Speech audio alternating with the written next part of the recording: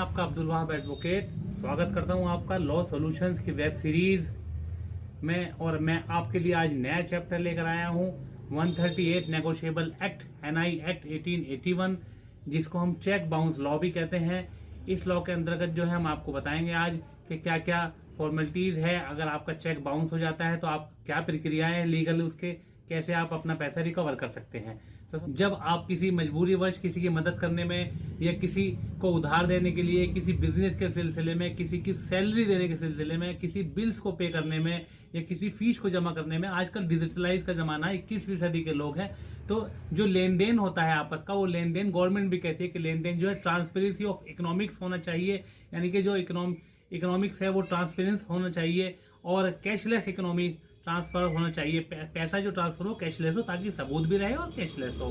तो इस वजह से आजकल जमाने में जो है लेन देन का प्रचलन जो है वो चेक के द्वारा काफी बढ़ गया है। हम किसी न किसी तरीके से चेक का लेन देन करते रहते हैं। तो जब कभी कोई हमें चेक देता है किसी पैसे के वसूली के लिए और उसके बाद हम उस चेक को लगाते हैं बैंक में और चेक वो डिसऑनर हो जाता है, तो उसे चेक बाउंस कहते हैं।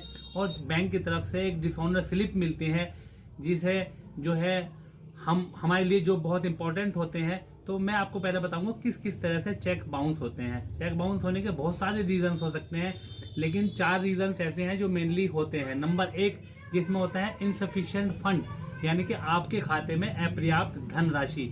आपको चेक दिया गया है उस धन अकाउंट का जिसमें धनराशि पर्याप्त नहीं है उस चेक को कैश करने के लिए। तो दूसरा आपको जो रीजंस होता है वो दूसरा रीजंस होता है कि क्रेडेंशियल मिसमैच, यानी कि आपका जो सिग्नेचर है वो मिसमैच है, वो सिग्नेचर नहीं है जो उसने अपने चेक देने वाले ने अपने अकाउंट में किए हुए हैं, उससे अलग इस चेक पर आपके सिग्नेचर है। तो क्रेडेंशियल मिसमैच का आपको मेमो मिलता है। तीसरा आपका होता है स्टॉप पेमेंट का, यानी कि जिसने आपको चेक दिया है उसने चेक आपको दे दिया, लेकिन उसके बाद बैंक को इंस्ट्रक्शन दी हुई है कि आप इस उपरोक्त चेक को कैश ना करें, पेमेंट को स्टॉप कर दे। ये 3 हो गए। और चौथा जो होता है वो होता है क्लोज्ड अकाउंट, यानी कि ऐसा भी देखने को आता है कि आपके जो चेक दिया गया है, जो आपने चेक कैश होने के लिए बैंक में लगाया, वो अकाउंट ऑलरेडी बंद हो चुका है, यानी कि उसकी नियत पहले से ही आपको जो है चेक देते वक्त थी कि आप उसको पेमेंट ना ले सके। तो बंद अकाउंट का चेक भी आपको दिया जा सकता है। तो आपको मैं बताऊंगा चेक बाउंस होने पर आप क्या करें। चेक बाउंस होने पर जो है, देखिए जो लीगल इसके एस्पेक्ट्स है वो मैं आपको बता देता हूँ। चेक बाउंस होने पर चेक जिस दिन बाउंस होता है उसके बाद आपको मेमो मिल जाती है बैंक से कि आपका चेक क्यों बाउंस हुआ है, यानी कि डिसऑनर स्लिप उसको कहते हैं। वो अपने पास रखिए, वो बहुत इंपॉर्टेंट है, उसके बिना आपका केस नहीं चलेगा। आप सबसे पहले चेक बाउंस होने के आपको 30 दिन मिलते हैं कि 30 दिन के अंतर्गत जो है आप उसका लीगल नोटिस एक उस व्यक्ति को दे दें जिसमें सारी बातें लिखें। आपने अमाउंट दिया था उसको और उस अमाउंट के बदले में उसने उसकी वसूलियाबी हेतु आपको एक चेक दिया था, वो चेक आपने बैंक में लगाया जो डिसऑनर हो गया, और उस चेक का इतना अमाउंट है, उसको आपको उस लीगल नोटिस में 15 दिन का टाइम उसको देना होता है।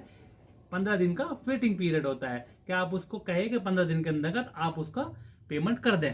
अब मैं आपको बताता हूँ वेटिंग पीरियड क्या होता है। वेटिंग पीरियड का मतलब है वो आपका 15 दिन में बंदोबस्त कर ले उस पैसे का जो आपका चेक अमाउंट है, जो आपने उसको दिया हुआ है, जिसके अगेंस्ट उसने आपको चेक दिया हुआ है, उसका पैसे का बंदोबस्त करने के लिए आप उसको 15 दिन का टाइम देते हैं। तो 30 डेज तो हो गया चेक बाउंसिंग के बाद लीगल नोटिस भेजने के लिए।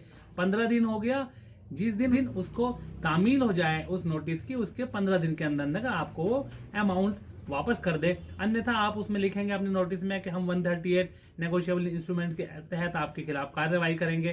तो 15 दिन का वो टाइम हो गया। जिस दिन उसको तामील हो जाए उसके 15 दिन के बाद आपके पास 1 महीना यानी कि 30 डेज होते हैं केस फाइल करने के लिए, कंप्लेंट फाइल करने के लिए। बाउंस होने के 30 दिन के भीतर लीगल नोटिस दिया होना चाहिए और लीगल नोटिस देने के 15 दिन के वेटिंग पीरियड होता है। फिर लीगल नोटिस 15 दिन पास होने के बाद 1 महीना आपको मिलता है, यानी कि टोटल 75 डेज होता है। और लीगल नोटिस देने के बाद आपको 45 दिन मिलते हैं। 15 दिन आपको वेटिंग पीरियड का और 30 डेज आपको वेटिंग पीरियड खत्म होने के बाद केस फाइल करने के लिए होता है।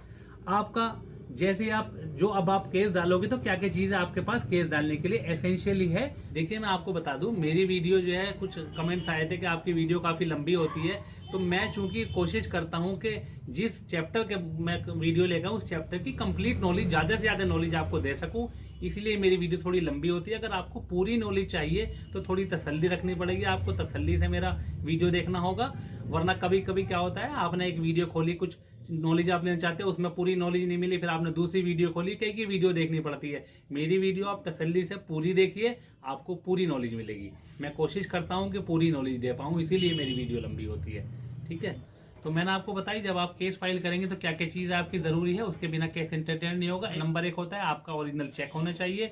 नंबर 2 होता है उस चेक को डिसऑनर होने की मेमो होनी चाहिए। नंबर 3 होता है कि लीगल नोटिस जो है आपने चेक बाउंस होने के 30 डेज के भीतर भीतर दिया है कि नहीं। उसके बाद 15 दिन के नोटिस पीरियड के बाद आपको 30 दिन के अंदर अंदर आपने जो है केस फाइल करना है। जो नोटिस दिया है उसका जवाब, अगर जो अपोजिट पार्टी ने दिया है तो उसके जवाब की कॉपी भी आप दाखिल करेंगे केस फाइल करते वक्त। और उसके अलावा आप इसमें यह भी दाखिल करेंगे कि आपके कौन कौन से सबूत है, फेरिस्ट सबूत यानी कि आपको बना के देनी पड़ेगी। ये सब चीजों को आप उसमें लिखेंगे। उसके बाद गवाह सूची भी देंगे। अब आती है वह जुडिक्शन की। तो जुडिक्शन में आपको जिस बैंक में आपका वो चेक बाउंस होता है वो बैंक किस थाना क्षेत्र के अंतर्गत आता है और वो थाना किस कोर्ट में लगा हुआ है, वही आपका जुडिक्शन होता है, न्यायालय का। और 30 डेज के पीरियड में अगर एक दिन भी आपका पीरियड जो है एक्सटेंड हो जाता है, एक दिन भी अगर ज्यादा हो जाता है तो आपका केस नहीं चलेगा फिर। तो आपको इस चीजों का बहुत ज्यादा ध्यान रखना है कि जो ये 30 डेज 15 डेज यानी कि 45 दिन पूरा है, ये बिल्कुल एग्जैक्टली 45 दिन से एक दिन भी ज्यादा नहीं होना चाहिए।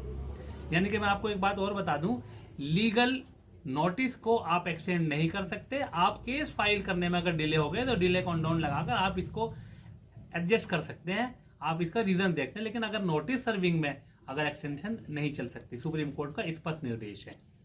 क्रिमिनल कोर्ट और सिविल कोर्ट दोनों इसमें प्रक्रिया होती है। क्रिमिनल प्रक्रिया वो कहलाती है जिसमें इसमें सजा का प्रावधान है, यानी कि इसमें 2 साल तक की सजा का प्रावधान है। और सिविल प्रक्रिया के अंतर्गत आपको जो है कंपनसेशन में जितना चेक अमाउंट है उसका डबल अमाउंट कंपनसेशन देना पड़ सकता है, डबल अमाउंट तक का प्रोविजंस है।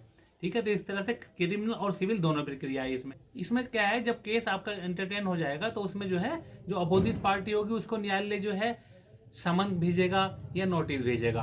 ठीक है ना, समन नोटिस में उसको बुलाया जाएगा कि आपके खिलाफ एक उसकी कॉपी भी जाएगी दावे की, आपके खिलाफ ऐसे ऐसे जो है ये केस डला है, इसमें आपको हाजिर होना है। तो अपोजिट पार्टी इसमें हाजिर होगी। इसमें कोई एक बात और बताते चलो, चार्ज फ्रेमिंग नहीं होता है, नोटिस को ही फ्रेम किया जाता है, क्योंकि 2 साल से कम का है ये, तो चार्ज फ्रेम नहीं होता है, नोटिस फ्रेम होता है इसमें। बात और मैं आपको बता दूं, जब कोई चेक आप लेकर कोर्ट में जाते हैं 138 NI एक्ट के अनुसार, तो उसमें माना जाता है, प्रिजम्पशंस होता है कि आपने चेक दिया है, इट मीन्स आपने उसको पेमेंट देनी थी।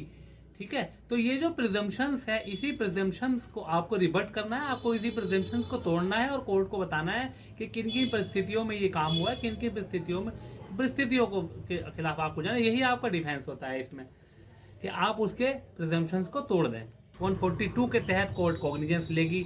143A NI एक्ट में अमेंडमेंट में 20% चेक अमाउंट का डिमांड कर सकते हैं परिवादी इसमें, और कोर्ट को पावर है कि वो चेक अमाउंट को 20% आपको दिला सकती है, कि आप मुकदमा आपका चलता है कि 20% इसमें दे दे। 143 अमेंडमेंट के तहत ये चीज भी इसमें आ गई है। तो आज मैंने इस वीडियो में पूरी कोशिश करी है कि 138 NI एक्ट के रिलेटेड आपको ज्यादा से ज्यादा नॉलेज दे सकूं।